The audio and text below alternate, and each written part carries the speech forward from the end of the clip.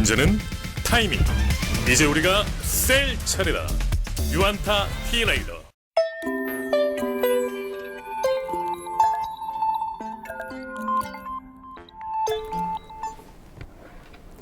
안녕하십니까. 글로벌 투자정보센터 김석환 연구원입니다. 지난달에 이어서 이번 달에도 시장의 주요한 이슈에 대해서 간략하게 정리를 해보는 시간을 갖도록 하겠습니다. 크게 보면 목차가 한 4가지 정도가 있습니다. 일단 제가 매달 보여드린 2가지 지표, 특히 이제 수출입 동향이라든지 그리고 코스피의 영업이익, 우리나라 전체 상장사의 영업이익 추이와 지수의 움직임을 한번 비교해 보는 시간을 좀 가져보고요. 그 다음에 아무래도 지금 2분기 어닝 시즌이기 때문에 주요 업종 그리고 종목별로 좀 어떠한 이익의 흐름이 변화가 관측되고 있는지에 대해서 좀 살펴보도록 하겠습니다. 그리고 7월, 8월 상당히 지금 뭐 밖에 날씨가 뜨겁기도 하지만 IPO 시장에서도 상당히 기대가 되는 유망주들 또는 흔히들 부르는 대여 관련한 기업들이 많이 IPO할 예정인데 그와 관련한 시장의 움직임도 같이 좀 체크해 보도록 하시고요. 그리고 마지막으로 최근에 이슈가 되고 있는 코로나 변이 바이러스 관련해서 어떤 움직임들이 있는지에 대해서 정리를 좀 해드리도록 하겠습니다. 자, 일단 첫 번째로 지켜볼 만한 내용은 국내 수출 동향과 코스피 추이라고 보시면 될 것 같은데 이걸 벌써 3개월째 계속해서 좀 말씀을 드리고 있고 최근의 움직임을 보면 주황색 선이 수출 동향이고요. 지난해 팬데믹으로 인해서 크게 좀 빠졌던 부분들이 최근에 빠르게 리커버리 되고 있는 모습을 보이고 있고 이와 동일하게 움직이고 있는 게 파란색의 코스피 움직임이라고 보시면 될 것 같습니다. 물론 이렇게 좀 갭이 많이 벌어져 있는 상황에서 일단 역사적으로 보면 주요한 이슈들이 좀 발생을 하기도 했었고 그럼 현재 시점에서 볼만한 이슈들로 본다면 이렇게 좀 3가지 정도로 정리를 해볼 수 있지 않을까 생각이 됩니다. 그리고 또 하나는 상장사 영업이익 컨센서스와 코스피의 주 움직임을 보면 전형적으로 이렇게 올해 같은 경우에는 연초부터 보면 전체 상장사의 영업이익이 대략 16% 정도 증가한 231조 원으로 예측이 되고 있고요. 이렇게 증가함에 따라서 코스피 지수 자체도 연초 대비 한 14% 정도 상승을 하면서 펀더멘털 개선에 따른 지수 움직임이 견조한 모습을 보이고 있다라는 정도로 좀 체크하시면 될 것 같고 실제 이런 움직임들이 가장 잘 나왔었던 흐름들이 바로 2017년, 18년 시즌 이런 정도라고 좀 보시면 될 것 같고 그동안에는 실제 이 영업이익 레벨 자체가 크게 박스권을 좀 횡보하면서 2010년 초반대에는 이제 지수가 전체적으로 횡보하는 모습들을 좀 보였었고 2016년에서 17년 넘어오는 시점에서 한 단계 퀀텀 점프하면서 지수의 레벨이 좀 크게 올랐었고요. 지금도 어떻게 보면 최근 3, 4년은 뭐 지난해 여러 이슈들이 좀 있긴 했었지만은 좀 박스권의 움직임이 지속되고 있는 양상이다라고 보면 될 것 같고 다만 올해와 내년의 영업이익 추정치가 다시 한 번 더 한 단계 퀀텀 점프하고 있기 때문에 지금 최근에 나타나고 있는 지수 상승의 기본적인 근거가 되고 있는 부분이다라고 보면 될 것 같습니다. 그러면 전체적으로 어떤 업종들의 이익이 좋아지고 있는지에 대해서 한번 체크를 해볼 필요가 있는데 여러분들 아시다시피 요 앞 위에 보시면 뭐 에너지나 화학, 비철, 목재 또는 철강 이런 것들이 대표적인 가치 관련한 섹터들이라고 보시면 될 것 같고 지난해 미국 같은 경우에도 뭐 나스닥이라든지 여러분들이 잘 아시는 빅테크 중심의 나스닥 지수가 상당히 좋은 모습을 보이긴 했었지만은 올해 같은 경우에는 다우지수, 그러니까 전통적인 산업재 뭐 이런 기업들이 많이 포진되어 있는 다우지수가 강세의 모습을 좀 보였었고 그에 따라서 가치주들이 주목을 받는 흐름이었다라고 본다라고 하면 우리나라도 역시 이와 관련한 기업들의 이 컨센서스 자체가 계속해서 올라가고 있는 모습을 좀 보였습니다.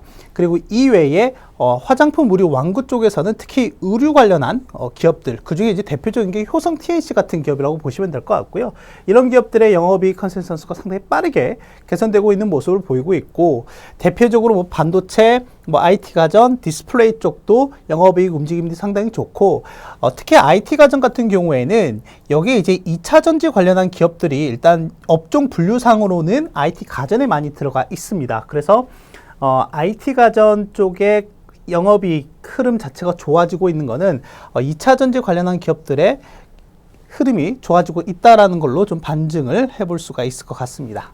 그리고 업종별 월간 수익률을 좀 보면 아무래도 6월과 7월을 좀 비교해 볼 필요가 있겠는데요. 앞서 말씀드렸던 것처럼 6월 달에 좀 상당히 좋았던, 퍼포먼스가 좋았던 업종이라고 한다면 일단 소프트웨어 쪽이라고 있고요. 소프트웨어 같은 경우에는 이제 대표적인 게 카카오가 필두로 상당히 많이 오른 모습을 보였고, 7월 들어서는 그 뒤에서 네이버가 상당히 강세의 모습을 좀 보이고 있고, IT 가전 같은 경우에는 6월과 7월에 이어서 상당히 좋은 모습을 보이고 있습니다.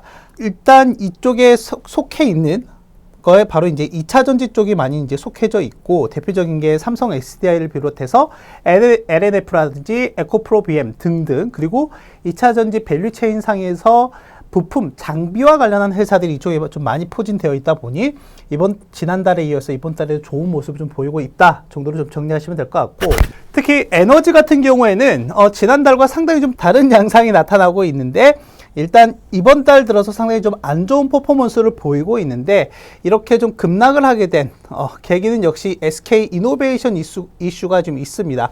SK 이노베이션 같은 경우가 기존에 이제 배터리 관련한 사업 부분을 이제 물적 분할하겠다라고 하는 내용을 지난 7월 1일 SK 이노베이션 스토리데이에서 밝히는 바람에 그때 이제 외국인과 기관이 대거 쏟아내는 모습들이 좀 나타났었거든요. 그 외에 S-OIL이라든지 뭐 GS 이와 관련한 이제 유가 관련한 종목들의 움직임은 견조하다. 근데 다만 에너지가 지난달과 달리 좀 퍼포먼스가 안 좋은 이유는 SK 이노베이션의 배터리 사업 부분 물적 분할 이슈가 좀 불거졌다라는 정도로 좀 체크하시면 될 것 같고요. 다만 이제 여기에 좀 덧붙여서 본다라고 하면 지난해 LG화학 같은 경우에도 물적 분할 이슈가 발생한 이후에 주가가 좀 급락을 했다가 그 후에 주가가 다시 회복하면서 크게 상승하는 이런 모습들이 좀 나타났었거든요. 지금 좀 타이트한 배터리 수급 현상들이 좀 유지가 되고 있는 점을 감안한다라고 하면 이건 좀 단기간에 좀 해소가 될 여지는 좀 분명히 있다라고 좀 볼 수가 있겠습니다. 그럼 이제 기업별로 좀 한번 보면 일단 시가총액 상위 20개 기업들의 2분기 영업이익 컨센서스를 좀 정리를 해 드리도록 하겠습니다.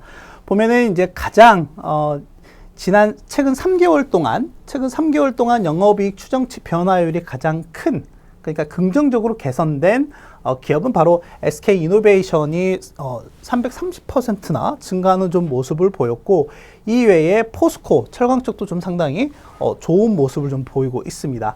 그리고 삼성전자 같은 경우에는 이미 잠정 실적을 발표했죠. 시장 예상치는 대략 한 11조 정도였는데 12조 원 넘게 예상 결과를 발표했고, 이미 서프라이즈를 좀 기록을 하긴 했지만 주가가 계속해서 좀 박스권에 갇혀있는 형국의 이유는 바로 기관과 외국인이 대거 계속해서 좀 물량을 쏟아내고 있기 때문에 수급 압박으로 인해서 주가가 어느 정도 박스권에 좀 갇혀있는 형국을 좀 보이고 있다 정도로 좀 정리를 하시면 될 것 같고, 최근에 이제 몇몇 업체들이 있긴 하지만은 변화율 자체가 좀 컨센서스 자체가 하락하고 있는 모습을 좀 보이고 있는데, 퍼포먼스 자체도 그렇게 좋지는 않습니다. 대부분의 기업들이 올해 연초 대비 수익률이 양호한 모습을 좀 보이고 있는데 반해서 셀트리온 같은 경우에는 27% 넘게 하락하고 있는 모습을 보이고 있죠. 하지만 기존의 사업 부분이라든지 그리고 최근에 코로나 관련한 치료제 이런 부분들에 대한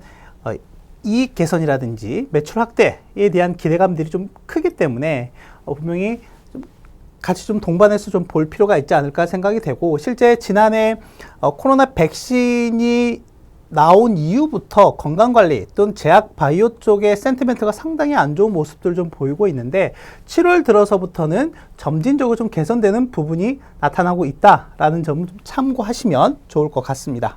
그리고 이거는 이제 시총 20이 아니라 그럼 2분기에 컨센서스가 있는 기업들 중에, 그러니까 최소한 증권사 3곳 이상에서 어느 정도 투자 의견을 갖고 있는 회사들 중에서 영업이익 변화율이 최근 3개월 동안 가장 많이 좋아진 기업들을 좀 정리해 놓은 겁니다.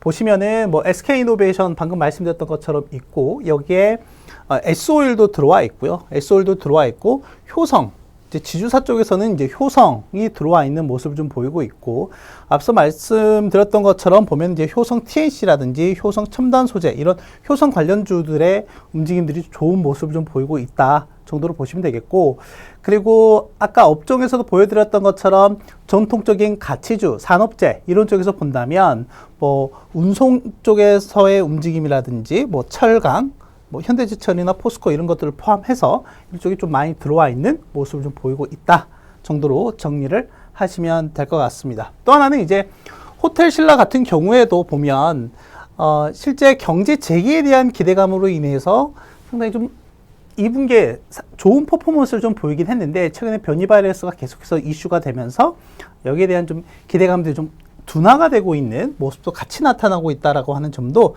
참고하시면 되겠습니다.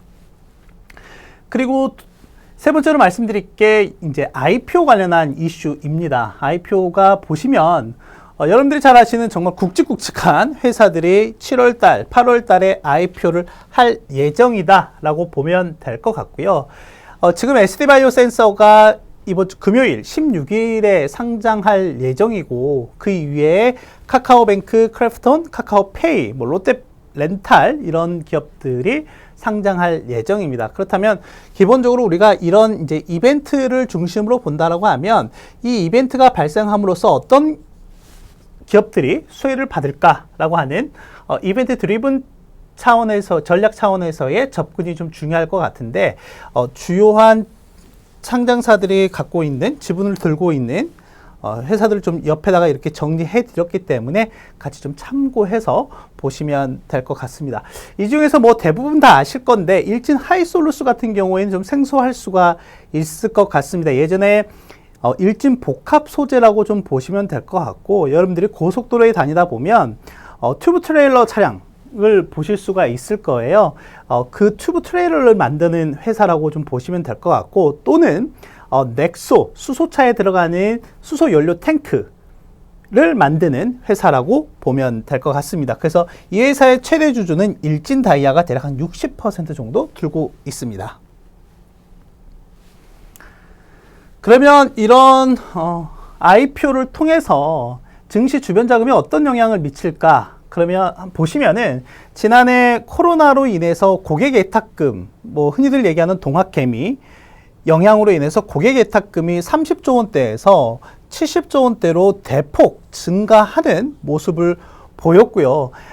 그런 와중에 지난해 SK바이오팜이라든지 카카오게임즈라든지 하이브, SK바이오사이언스, 뭐 SKI 테크놀로지까지 상당히 시장에서 각광을 받았던 뭐 청약 경쟁률이 어마어마한 기록을 했던 기업들이 IPO를 할 때마다 시장 고객 예탁금이 크게 이렇게 증가하는 모습들을 보였습니다. 그래서 일단 8월 달까지는 고객 예탁금이 계속해서 증가하는 모습을 좀 보일 것으로 예상이 되고요.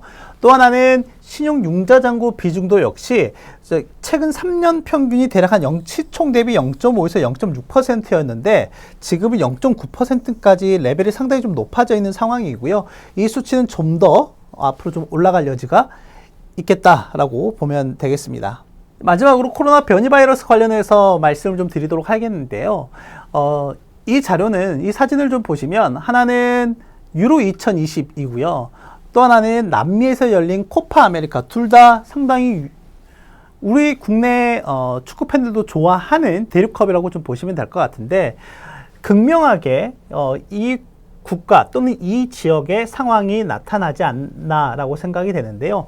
지금 유로 2020 결승전이 열렸던 이 웸블리, 영국의 웸블리 구장을 보면 마스크 쓴 사람이 거의 없어요. 마스크 쓴 사람도 거의 없고 대부분 광장에도 이렇게 수많은 인파들이 몰려서 응원전을 했다라고 보면 될 것 같고 반면에 남미에서 열린 코파 아메리카는 무관중으로 거의 진행을 했습니다.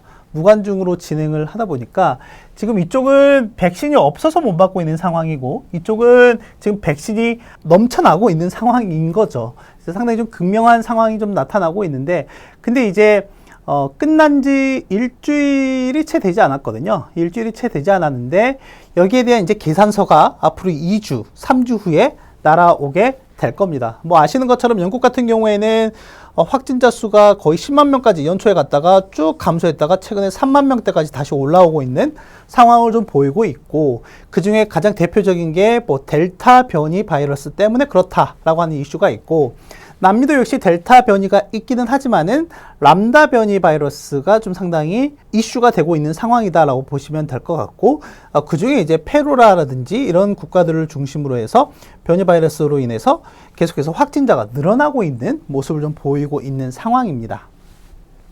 그래서 보면 이거는 뭐 일일 데이터는 아니고 위클리 트렌드를 좀 보여드리는 건데, 여기서 보실 부분은 뭐냐면 지금 우리나라도 최근에 계속해서 신규 확진자 수가 역대 최다치를 기록을 하고 있는 상황이죠. 그런 와중에 델타 변이 바이러스 또는 알파 변이 바이러스, 이러한 변이 바이러스의 감염률이 매주 계속 증가하고 있는 모습을 좀 보이고 있거든요. 또 하나는 그래프가 이렇게 급격하게 증가하는 시기들이 언제인지를 좀 잘 체크해서 보시면 바로 환절기입니다. 그러니까 바이러스 자체는 상당히 열에 취약하다라고 우리가 일반적으로 알고 있는데, 코로나 바이러스 같은 경우도 물론 마찬가지입니다. 마찬가지긴 하지만은 실제 이 환자 수가 급격하게, 확진자 수가 급격하게 늘었던 시점이 바로 환절기인 점을 감안한다라고 하면, 이제 앞으로 이렇게 무더운 상황에서도 확진자 수가 계속 증가하고 있는 상황인데, 만약에 이번 환절기 기간에 도래한다라고 하면 이게 어떻게 될지 모르는 상황이 되는 거죠.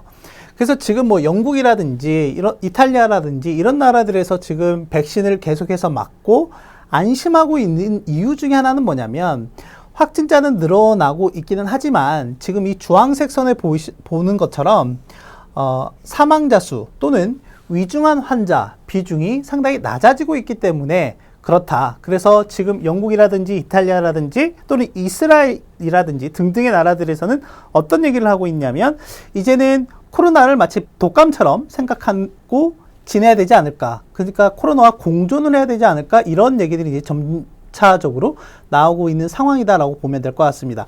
근데 제가 앞에서 지금 뭐 유로 2020이라든지 뭐 코파 아메리카 뭐 이렇게 말씀드리긴 했지만, 앞으로 2, 3주가 좀 중요할 것 같습니다. 뭐 우리나라 같은 경우도 지금 최근에 확진되는 양상을 좀 본다라고 하면 앞으로 2, 3주가 상당히 좀 중대 고비일 것 같다. 하지만 이 2, 3주를 지난다 하더라도 제가 걱정하고 있는 부분 중에 하나는 이번 여름에서 가을로 넘어가는 환절기도 조심해야 되지 않을까 생각이 됩니다.